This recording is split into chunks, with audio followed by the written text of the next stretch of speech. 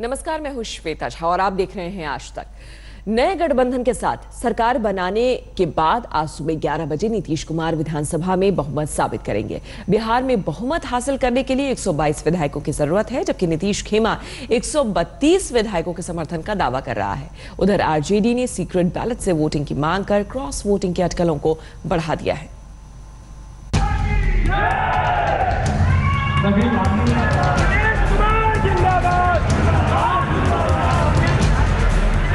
बिहार की इस राजनीतिक जोड़ी का आज पहला इम्तिहान है।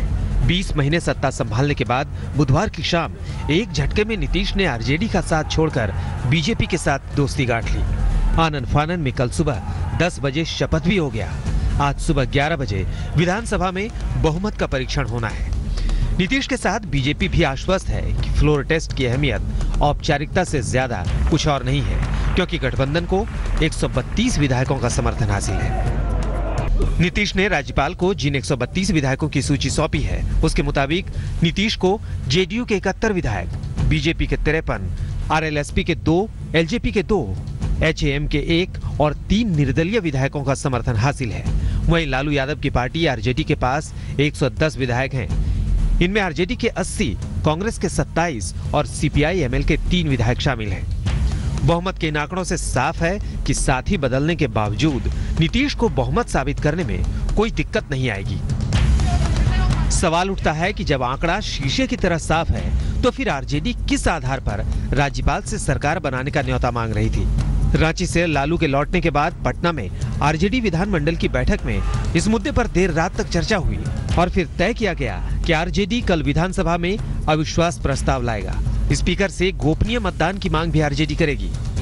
नूरा कुश्ती बीजेपी और जदयू के लोगों ने खेला है और इसका हम लोग फ्लोर पर विरोध करेंगे और गुप्त मतदान कराने का मांग करेंगे कि सदन में गुप्त मतदान हो और तब पता चलेगा कि कौन जीता कौन हारा। दरअसल कल से ही आरजेडी के नेता दावा कर रहे हैं कि जेडीयू के कई विधायक उनके साथ आने को तैयार हैं। अविश्वास प्रस्ताव में सीक्रेट बैलेट से वोटिंग की मांग के पीछे वजह भी यही है। हम अपील करते हैं स्वविवेक से, तमाम साथी लोग, जदयू के लोग अभी भी उनको अपने विधायकों पर, क्योंकि उनकी अंतरात्मा जग रही है, वो एक खास मैंडेट पे जीत के आए। उनके मत का एक चरित्र था, उस मत के चरित्र की हत्या की गई है।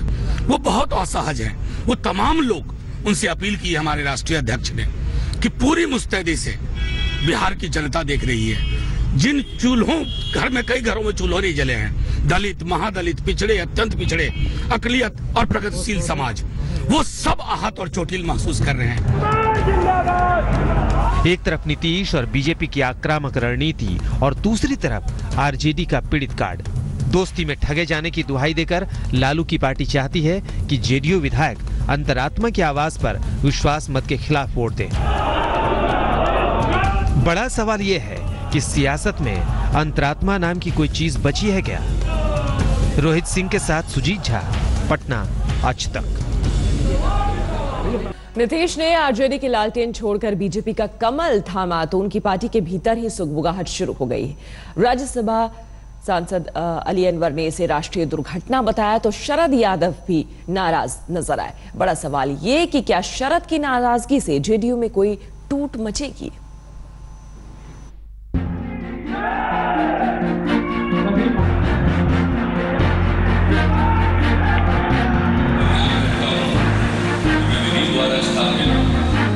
ये एक राष्ट्रीय दुर्घटना की तरह है और इससे बहुत धक्का लगा।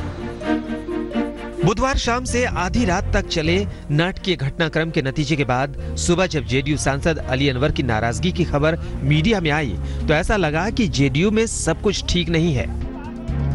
मेरे जैसे अदना आदमी को भी अपनी जमीर की आवाज सुनने का हक है और जो मैंने सुना है, हमको लगता है कि अब इससे आगे नहीं, बीजेपी के साथ जाना अपन को हजम नहीं होता।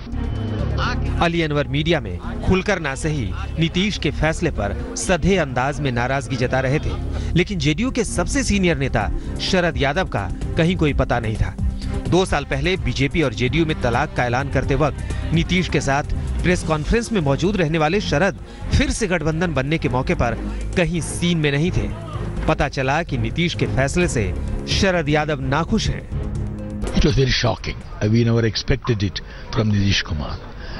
And I think it might not have happened in the Indian history that a chief minister resigning in the evening and becoming a chief minister again at 10 o'clock in the morning. And I will go.